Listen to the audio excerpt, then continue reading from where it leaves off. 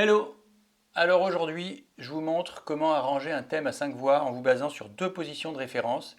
Et je vais prendre pour exemple un super morceau d'Horace Silver qui s'appelle Peace.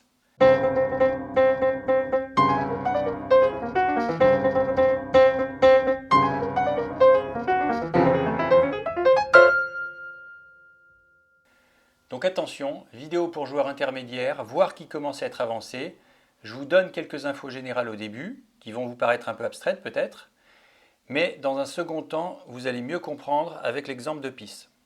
Alors, les positions de référence. Pour les arrangements à 5 voix, il en existe deux principalement.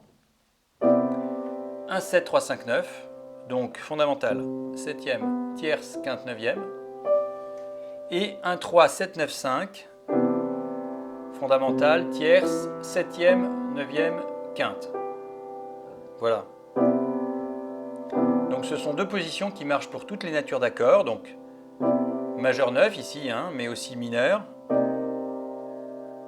Aussi les accords de dominante, demi-dime, etc. Et ce sont deux positions de base, donc vous pouvez les déformer un peu en fonction du contexte, de la nature de l'accord et de la mélodie. Bien évidemment, ce qu'on va faire, c'est changer la note du haut pour jouer la mélodie, puisque vous n'aurez pas toujours des neuvièmes et des quintes à la mélodie. Donc par exemple, si je prends cette position-là, 1, 3, 7, 9, 5, à la place de la quinte, on peut jouer une sixte, ou une septième, si c'est la mélodie. Mais on peut aussi changer les notes internes. Par exemple, je prends l'autre position, 1, 7, 3, 5, 9. Vous avez 1, 7, 3, 5, 9. Bon, vous pouvez changer la quinte par une sixte pour rendre l'accord un peu plus dissonant. Si vous changez la note du haut, par exemple la neuvième, là, ici, par une tierce, par exemple, ou par une fondamentale, vous allez déplacer la neuvième que vous ne pouvez plus jouer à la mélodie, vous allez la jouer ici. Et dans ce cas-là, vous renoncez à la quinte. La règle générale, si vous voulez, c'est lorsqu'on a une fondamentale, une neuvième ou une tierce à la mélodie, a priori on préfère jouer un 7 à la main gauche et on complète à la main droite. Et lorsqu'on a une quarte, alors une quarte ce sera plutôt pour un accord mineur ou un accord sus4, ou une quinte ou une sixte ou une septième à la mélodie, là on préfère jouer un 3 à la main gauche et on complète à la main droite. Bien évidemment, c'est une règle générale, puisqu'il faut aussi tenir compte des successions d'accords et des mouvements conjoints des différentes voix. Et si vous avez une quarte à la main droite pour un accord de dominante, alors là c'est un accord sus4, et dans ce cas-là, vous ne pouvez pas jouer la tierce, donc vous faites un 4 à la main gauche. En fait, vous pouvez retenir qu'on a deux positions à bien connaître et qu'ensuite on les modifie un peu selon le contexte et la note de mélodie. Donc la première chose, c'est de bien connaître les deux positions fondamentales. Donc de les travailler dans tous les tons, par exemple, en jouant les accords majeur 7, avec cette position-là, 1, 7, 3, 5, 9, et puis vous descendez dans les 12 tons.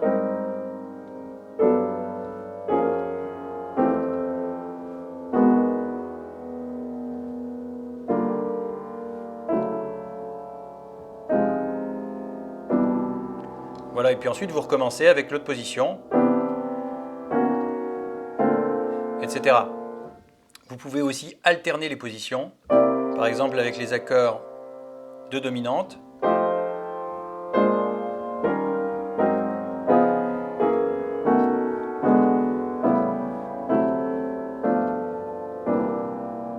Voilà, et puis on recommence, on part de Do 9, et puis Fa 9.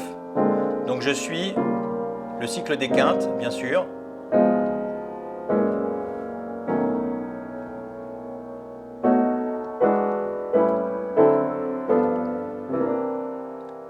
Voilà, maintenant on va prendre un exemple avec Peace et je vais vous commenter chaque position.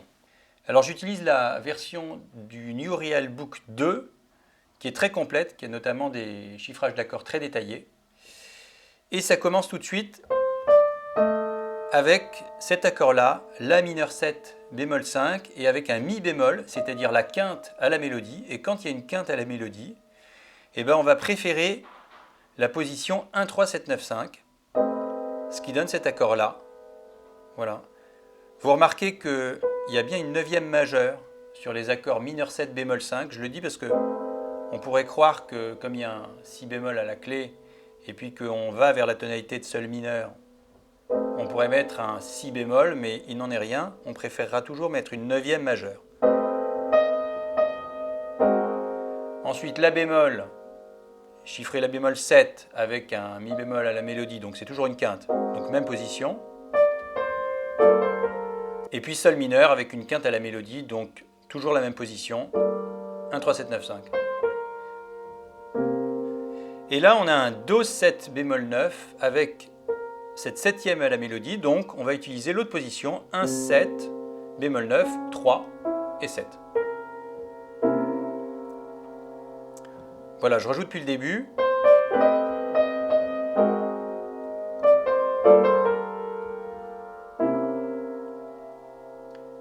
Je continue, j'ai un Si majeur 7 avec la septième majeure à la mélodie, donc j'utilise la même position.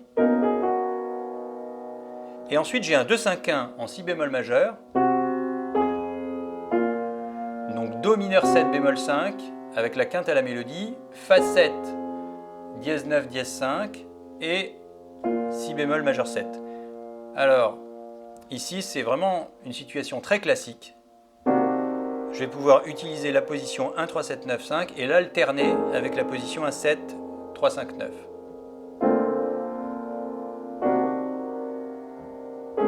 Vous remarquez cet accord, dièse 5 ou bémol 13 et dièse 9, c'est vraiment l'accord altéré, typiquement. On aurait même pu le chiffrer F7 alt. Là sur le New Real Book, ils ont précisé dièse 9, dièse 5. Et vous remarquez aussi la belle conduite mélodique de la deuxième voix en partant du haut qui fait une espèce de chromatisme comme ça.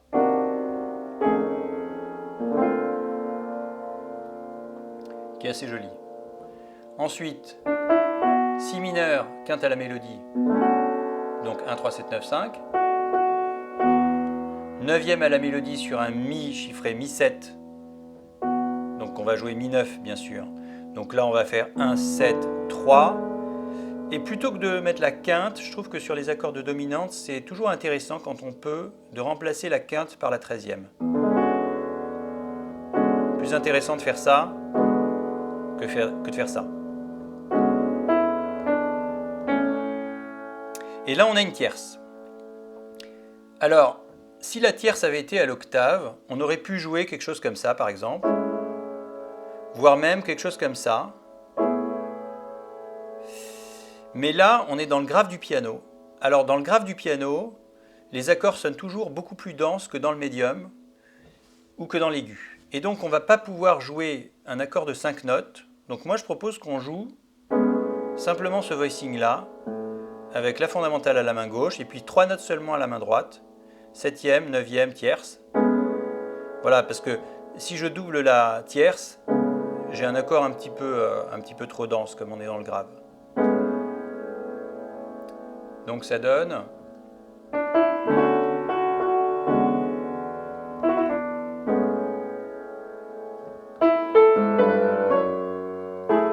Donc ici, quinte à la mélodie, donc 1, 3, 7, 9, 5. Alors là, on a de nouveau un accord demi-diminué.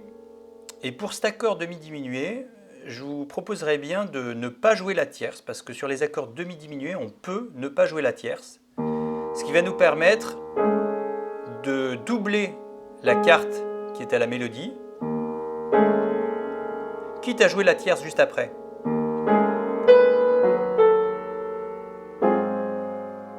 Et là, on arrive sur ce La bémol 13 avec la fondamentale à la mélodie, donc 1, 7, 3, donc 13 et 1. Je suis vraiment le chiffrage. Là, le chiffrage m'indique La bémol 13, puis La bémol 7 dièse 5, donc je remplace ma 13e par une quinte augmentée, ou une 13e mineure, et puis Ré bémol majeur. Vous voyez, de nouveau une belle conduite mélodique à la deuxième voix en partant du haut. Et puis pour finir,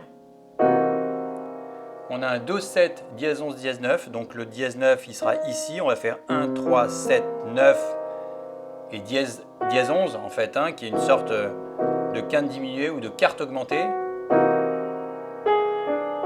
Donc je suis le chiffrage, hein. Le chiffrage m'indique Do7 dièse 9 dièse 11, puis D9, donc la neuvième augmentée devient une neuvième majeure, et puis même chose en Si, dièse 11 dièse 9, donc la neuvième augmentée devient une neuvième majeure, et Si bémol, majeur 9. Si vous avez une grande main, vous pouvez jouer comme ça. Alors moi, j'ai pas une assez grande main pour faire cette tierce redoublée à l'octave, mais je peux tout jouer à la main droite.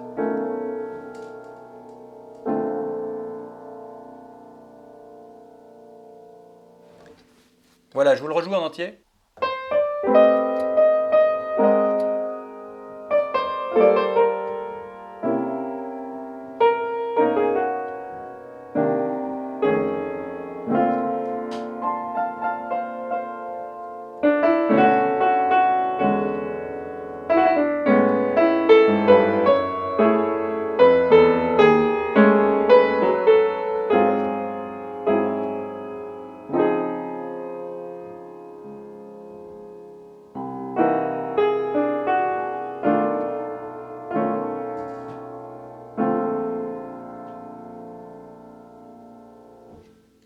Allez, bonne pratique, ciao!